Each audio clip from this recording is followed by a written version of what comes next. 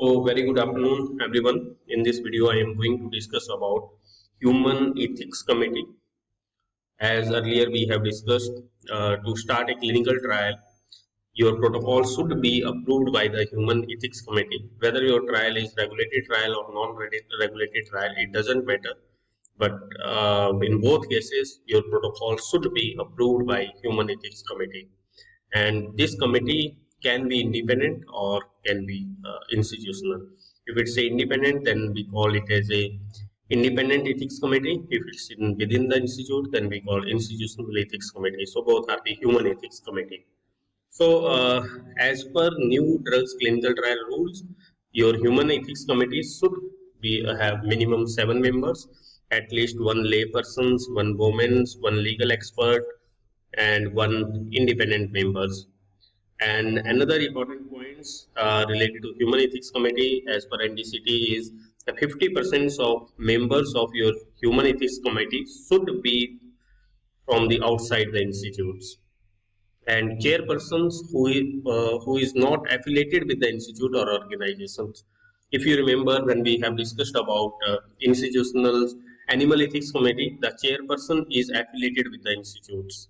But in human ethics committee, the chairpersons should not be affiliated with the institute or organizations. It should be from the outside the institute. But that chairpersons will be appointed by the institute. So another one is your member secretary.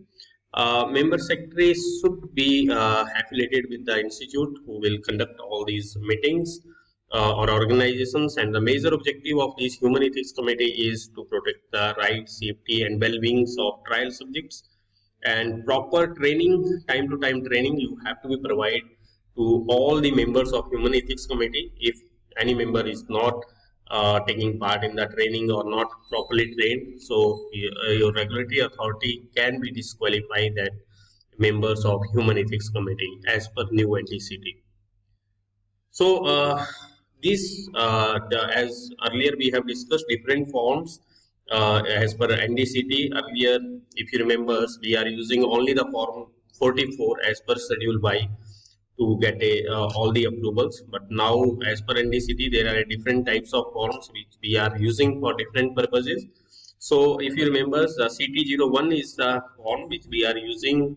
It's applications for the grant of registrations of human ethics committee, and where you will submit that applications, you have to submit that application to central licensing authority, that is a CDSCO.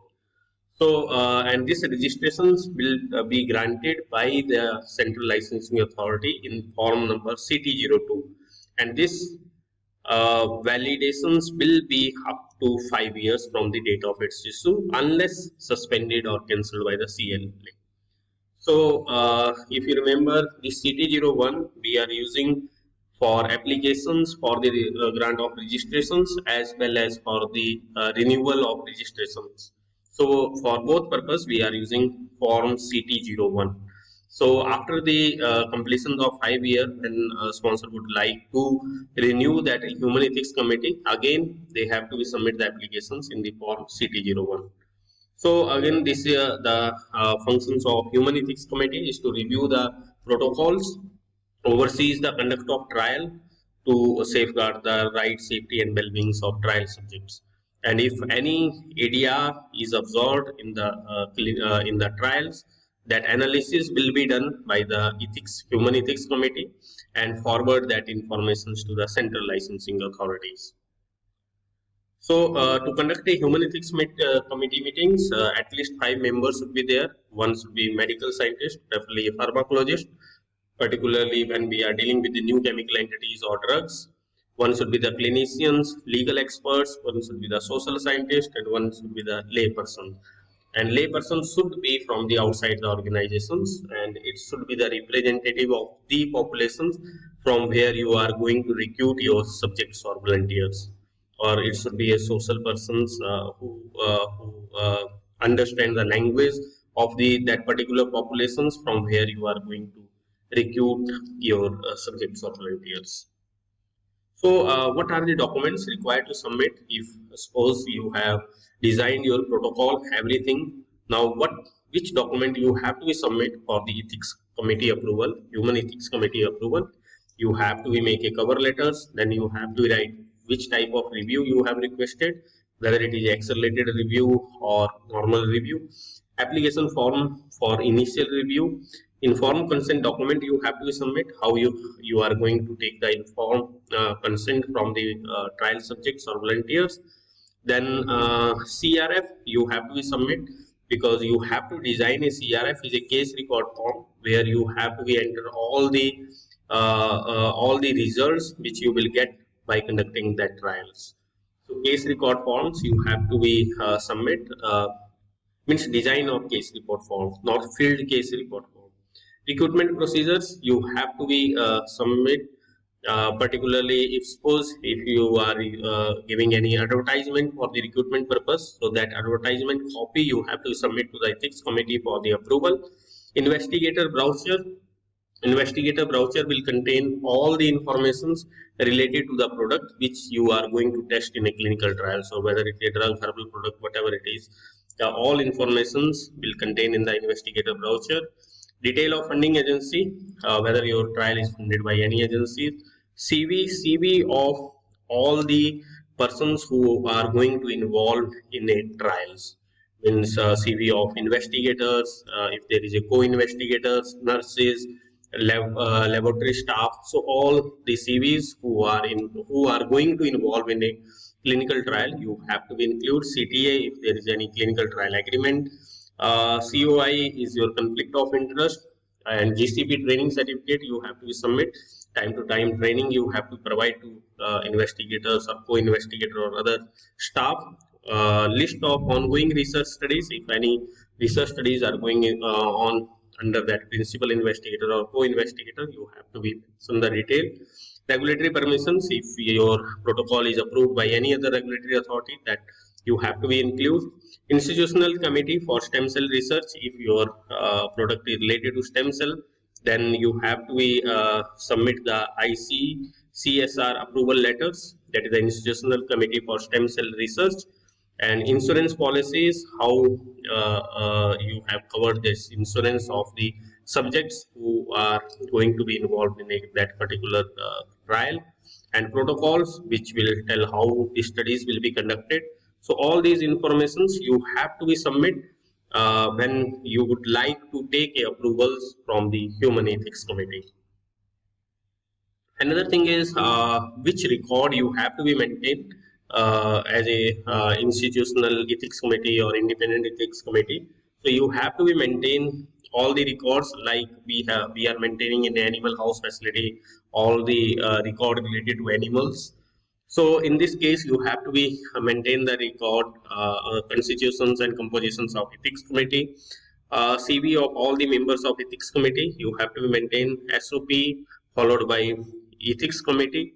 National and international guideline followed by ethics committee. Copies of protocol, data collection format, case record form, investigator brochure submitted for review. Whatever the document you will submit for review, you have to maintain all these record. All correspondence with the committee members and investigator regarding application, decision and follow-up. Agenda of all ethics committee and minutes of ethics committee with the signatures of chairpersons. Copies of decision communicated to the applicant. Records related to any other issue for the premature termination of study with a summary of reasons. Final report of the study, including your microfilm, compact disc or video recording if you have done. Recommendation given by the ethics committee for the determination of compensations. All these record you have to be maintained. Record related to serious adverse events, medical management of trial subject, compensations paid. So these are the all basically the record which you have to be maintained as a if you are a member secretary of a human ethics committee. So it's particularly the duty of the member secretary of human ethics committee who will maintain all these record. So in next we will discuss how digital tools could be helpful in a human ethics committee. So I hope you people get an ideas, and if I explain little bit in Hindi. So human ethics committee, जैसे हमने पहले बात की थी कि regulated trial, non regulated trial. तो चाहे trial आपका रेगुलेटेड है चाहे नॉन रेगुलेटेड है, आपका प्रोटोकॉल जो है वो अप्रूव होना चाहिए ह्यूमन एथिक्स कमेटी से। सो ह्यूमन एथिक्स कमेटी जो हमारे एनडीसीटी के नए रूल्स है 2019, उसके अकॉर्डिंगली आपके मिनिमम 7 मेंबर होने चाहिए, एक ले पर्सन होना चाहिए, एक वुमेन होना चाहिए, एक लीगल एक्सपर्ट होना चाहिए, एक इंडिपेंडेंट मेंबर होना चाहिए, और 50% जो मेंबर होंगे वो आउटसाइड द इंस्टीट्यूट होने चाहिए।